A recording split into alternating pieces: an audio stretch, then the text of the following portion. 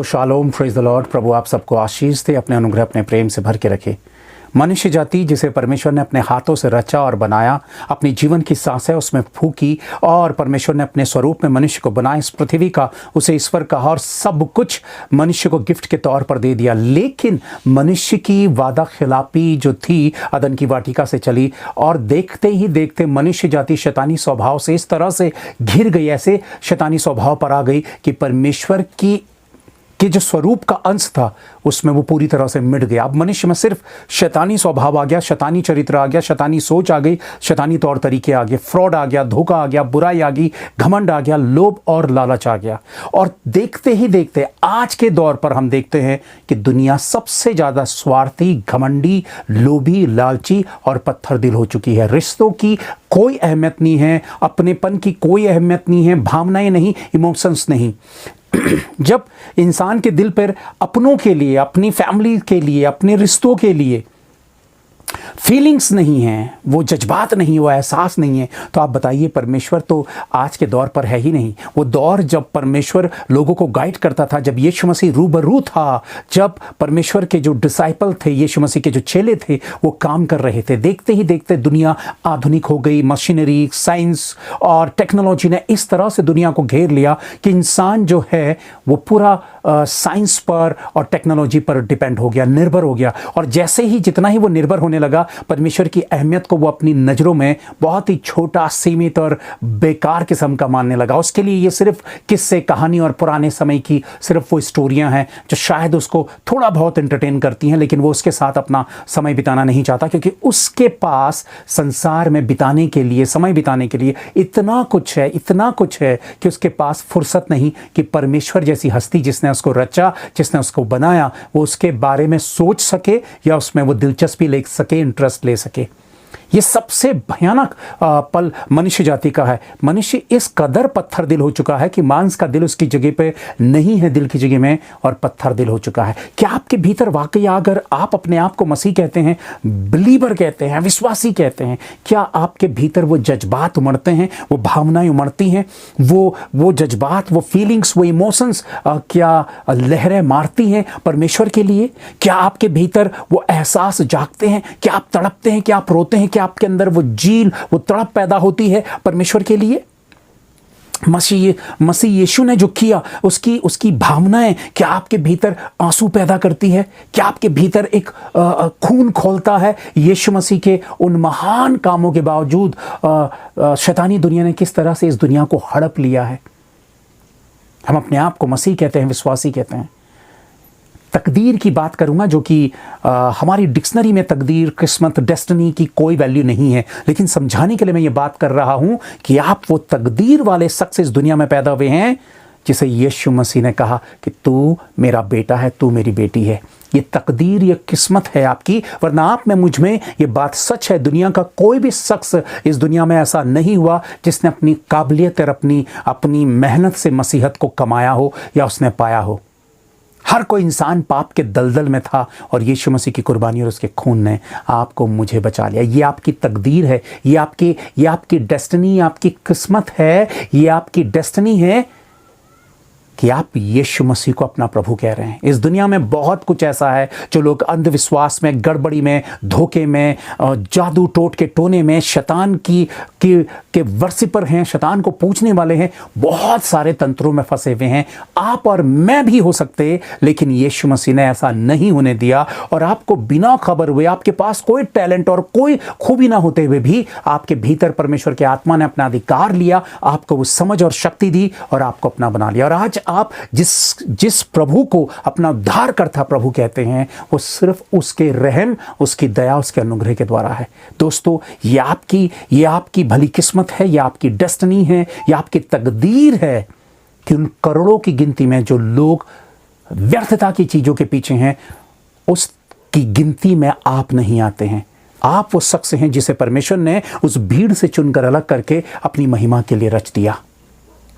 क्यों? अगर आप मसीही बने तो क्या दुनिया पर सिर्फ ये दिखाने के लिए कि जैसे बाकी धर्म होते हैं, मसीहत भी एक धर्म है? मसीहत दुनिया के साथ कंपेयर किया जाने वाला कोई धर्म नाम की कोई चीज है ही नहीं।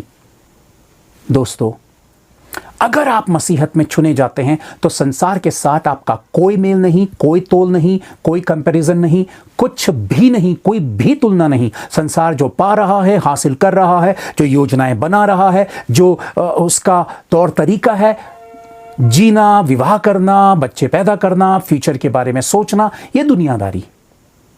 परमेश्वर जब आपको चुनता है तब आपको एक मकसद के तहत चुनता है।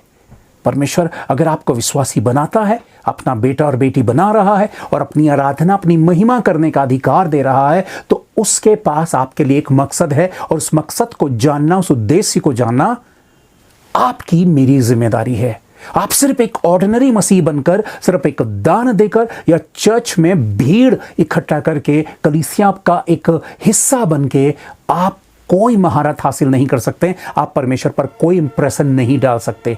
परमेश्वर किसी भीड़ को संबोधित करने या किसी भीड़ को खामखा बिना वजह चुनने के लिए नहीं आया। एक एक शख्स दुनिया के किसी भी कोने से चुना हुआ है तो उसके लिए परमेश्वर के पास उद्देश्य है और उस व्यक्ति की जिम्मेदारी बनती है कि क्या वो उस उद्देश्य को जानता है जिसके लिए परमेश्वर ने उसे रचा। अगर आप अपने उद्देश्य को जानते हैं तब आपकी मसीहत जिंदा है, वरना जिंदा मसीहत आपकी नहीं है। प्रभु ने क्या कहा कि वो सारी बातें उन्हें मानना सिखाओ। मैथ्यू 28, पिता पुत्र पवित्र आत्मा के नाम से बपतिस्मा दो और सारी आज्ञाएं मानना सिखाओ। और सारी आज्ञाएं वचन पे है। आप और मैं संसारिक जीवन जीने के लिए नहीं रचेंगे, लेकिन आप उठते हैं, बैठते हैं, जीते हैं, या फिर आप एक क्रिश्चियन फैमिली में पैदा होते हैं, आप प्रार्थना करते हैं लेकिन उसमें कोई जज्बात नहीं है, कोई एहसास नहीं है, कोई इमोशंस नहीं है, कोई एक्सप्रेशंस नहीं है, कोई उसमें सच्चाई की फीलिंग्स नहीं है। उसमें सिर्फ घुला हुआ है सिर्फ स्वार्थ, सिर्फ मतलब और सिर्फ मतलबी मकसद, उसके अलावा कुछ भी नहीं है।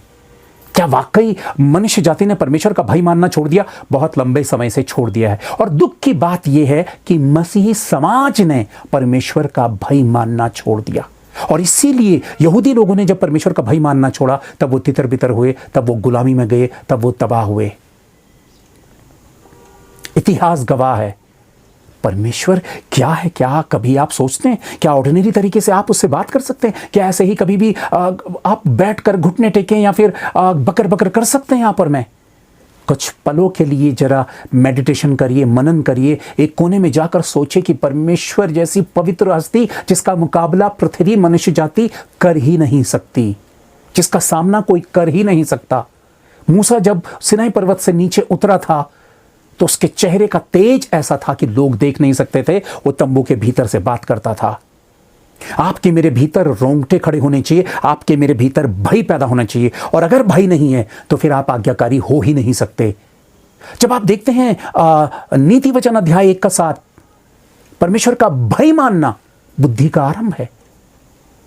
यानी कि आपकी जिंदगी की जो विजडम है वो तभी काम करेगी जब आप परमेश्वर का भय मानेंगे। अगर परमेश्वर का भय नहीं है तो जिसे हम बुद्धि कहते हैं वही निर्बुद्धिता है, वही है गड्ढे में जाना। इसीलिए परमेश्वर क्या कहता है कि मैंने संसार के मूर्खों को चुन लिया ताकि मैंने मूर्खों को चुन लिया ताकि संसार के ज्ञानवानों को लज्जित करूं। क्यों? क्योंकि वो संसार का जो ज्ञान, जो बुद्धि है वो परमेश्वर की ओर से नहीं है, इसलिए वो परमेश्वर से टकराती है। परमेश्वर का भय मानना ही बुद्धि का आरंभ है। और वो बुद्धि जो आपको, मुझे परमेश्वर जैसी हस्ती को समझने की ताकत, शक्ति और काबिलियत देती है। लेकिन हम परमेश्वर की दी हुई बुद्धि की ओर को नहीं है। वो इसलिए नहीं है क्योंकि हम परमेश्वर का भय नहीं मानते हैं। जब परमेश्वर का भय नहीं मानते हैं तो परमेश्वर की बुद्धि भी हम में कार्य नहीं करती है। चलो, इजराइल पे जो कुछ हो रहा है, दुनिया में जो कुछ हो रहा है, यीशु मसीह के आने की सारी भविष्यवाणी पूरी होती है। नया टेंपल बनता है, शैतान अपने आप को वहां पे प्रकट करता है, इजराइल रौंदा जाता है, दुनिया में ट्रेवलेशन का जो पीरियड है वो शुरू होता है, वो समय काल शुरू होता है सताव का, वो सारी चीजें पूरी होती हैं। यीशु मसीह आता है, अपने लोगों को रैप्चर कर लेता है। तो क्या ये सारी नॉलेज, सारी जानकारी आपको दी जा रही है, मेरे पास है, आपके पास है, सुन रहे हैं, समझ रहे हैं, देख रहे हैं सारी भविष्यवाणियों को, प्रोफेसीज को पूरा होते हुए। लेकिन क्या सिर्फ देखने मात्र से आपकी जिम्मेदारी पूरी हो जाती है? क्या सारी नॉलेज रखने मात्र से क्या आप एक अच्छे मसीही बन सकते हैं? क्या वो वीडियोस को या चर्च को रेगुलर अटेंड करके क्या आप सोच सकते हैं कि आप सेफ हैं? विश्वास भी कितने तरीका है, कितने तरीकों का विश्वास है। आप विश्वास करते हैं, और विश्वास के द्वारा हमारा उद्धार है, हम धर्मी कहलाते हैं। बिल्कुल सही बात है। लेकिन आज कितनी सारे डिनोमिनेशंस हैं, कितने सारे पंथ हैं, कितने सारे अपने अपने होद हैं, कितनी तरह की शिक्षाएं हैं, कितनी तरह की बहुत सारी चर्चाएं और बहुत सारी बातें हैं। बहुत सारे शिक्षक हैं, प्रचारक हैं, मिरेकल्स करने वाले हैं। आज आप देखते हैं कि बहुत ज्यादा उछल कूद और शोर शराबा, जिसमें मसीहत की वास्तविक शिक्षा छिप गई है, दबा दी गई है बड़ी चालाकी से शैतान के द्वारा। लोग सोचते हैं कि हम हुल्लड़ मचा के, ज्यादा शोर मचा के और बड़े बड़े मिरेकल्स देखकर वो सोचते हैं कि ये सही पाथ है, ये सही डायरेक्शन है। सही पाथ, सही मार्ग वचन और पवित्र आत्मा की बहुत ही खूबसूरत और बहुत ही सेंसिटिव सिंसियरिटी के द्वारा ही है। तो क्या वो आत्मा की सिंसियरिटी आप में, मुझ में है? क्या पवित्र आत्मा का हाथ हमने थामा है? क्या वचन के भेद हम पर प्रकट हो रहे हैं? ये सब कुछ आप और मैं जान रहे हैं, तो क्या, पर क्या मैं वाकई बादलों में उठाए जाने के लिए मेरा जीवन तैयार है? आप इस बात को कैसे सोच सकते हैं, कैसे कह सकते हैं? क्या परमेश्वर का भय आपके भीतर है, मेरे भीतर है? क्या आप आज्ञाकारी हैं? क्या आप आज्ञाकारी हैं? क्या परमेश्वर के प्रति जब आप प्रार्थना में बैठते हैं तो क्या आप डूब के प्रार्थना करते हैं? क्या आपकी प्रार्थना में स्वार्थ नहीं है? क्या आप निस्वार्थ भाव से परमेश्वर से प्रेम करते हैं और उसकी आज्ञाओं को मानने के लिए तड़पते हैं? आप दुनियादारी की चाह नहीं करते हैं, आपने अपनी जिंदगी प्रभु को सौंप दी है। नहीं, ये तो पादरियों का काम है, पास्टरों का काम है।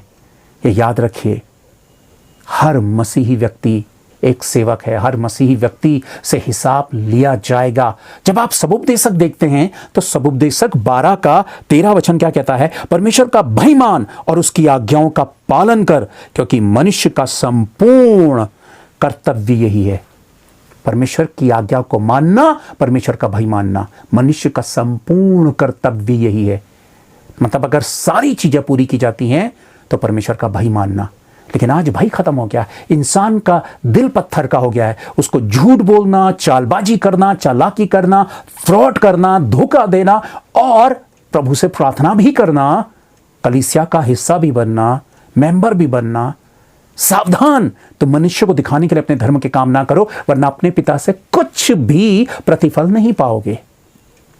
दोस्तों, हम किस दिशा की ओर को जा रहे हैं? कहीं हम अंधे, बहरे और गूंगे तो नहीं हो चुके हैं? ना समझ तो नहीं हो चुके हैं?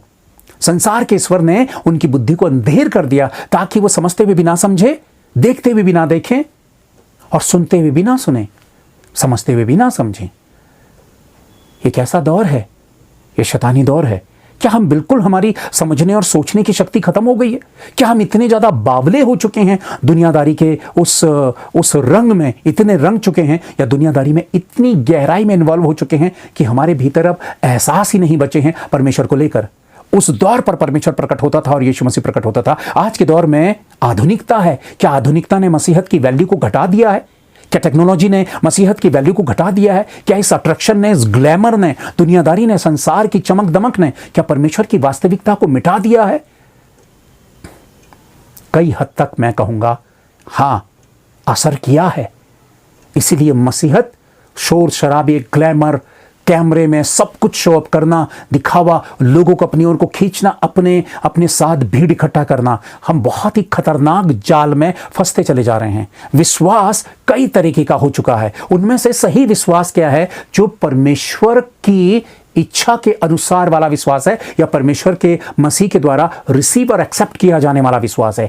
अलग अलग शिक्षाएं, अगर गलत शिक्षाओं पर आप विश्वास करेंगे तो आपका विश्वास मसीह वाला विश्वास नहीं है। झूठी शिक्षाओं में, झूठे तौर तरीकों में, गलत शिक्षाओं पर अगर आप विश्वास करेंगे, लेकिन है आप मसीह में, बाइबल आप पढ़ते हैं, बाइबल आप पकड़ते हैं, प्रार्थना आप करते हैं, लेकिन उन शिक्षाओं में वास्तविकता नहीं है, परमेश्वर की सत्यता नहीं है, तो आपने गलत शिक्षाओं पर विश्वास किया। गलत शिक्षाओं पर विश्वास करने का मतलब है गलत मसीहत पर आपने विश्वास किया, और गलत मसीहत का आपका विश्वास, चीख चीख कर कहने वाला विश्वास भी मसीह का विश्वास नहीं है। प्रभु आपको रिसीव नहीं करेगा, आपको नहीं ग्रहण करेगा, आपका मेरा उद्धार नहीं होगा, क्योंकि हम जिस विश्वास को विश्वास कहते हैं वो परमेश्वर के द्वारा विश्वास नहीं है, वो वास्तविक सच्चा विश्वास नहीं है। इसलिए हर कोई विश्वासी दावा करता है, हर कोई डिनोमिनेशन का शख्स विश्वास करता है, पर कौन सा विश्वास परमेश्वर की इच्छा का है, वचन का है, वो नहीं पता।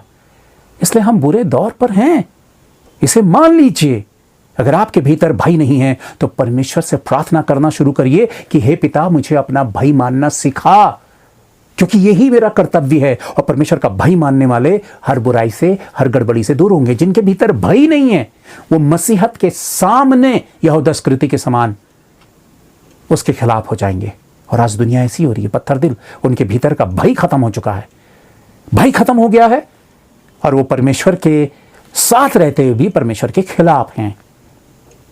झूठ बोलना, चालाकी करना, धन का धोखा देना। हनन्याह और सफीरा 2 पति पत्नी थे और दोनों झूठ बोलते हैं पतरस से, और क्या होता है? खत्म हो जाते हैं, दोनों खत्म हो जाते हैं। मेरे प्रियो, आपके मेरे जीवन का हिसाब परमेश्वर ने लेना है। ऐसा नहीं कि पतरस के समय का, पौलुस के समय का परमेश्वर कुछ और ही कह रहा था और कर रहा था, और आज के समय का परमेश्वर इग्नोर करता है। चलो, आज के झूठ को वो उतनी ज़्यादा तवज्जो नहीं देता, उस समय के झूठ को तवज्जो देता था। परमेश्वर सदा सर्वदा एक सा था, एक सा है और एक सा रहेगा। इसलिए न्याय से पहले कि हम न्याय सिंहासन के सामने खड़े ना हो, अगर ऐसी अवस्था आ गई तो बहुत ही भयानक पल हमारी जिंदगी पे आने वाला है। प्लीज अपने आप को बेहतर करिए, मसीह की ओर को मुड़िए। समय बिल्कुल नहीं है, प्रभु का आना द्वार पर, बिल्कुल द्वार पर है, और बहुत तेजी से चीजें पलट जाएंगी और बदल जाएंगी। अपना जीवन प्रभु को सौंपिए, पश्चाताप करिए, आज्ञाकारी होइए, परमेश्वर का भय मानिए। यदि ये बातें वास्तव में आपको लगती हैं कि प्रभु की ओर से है, तो वाकई बहुतों तक इस संदेश को पहुंचाइए, ताकि परमेश्वर का राज्य और कार्य उन्नति करे। Thank you. Praise the Lord.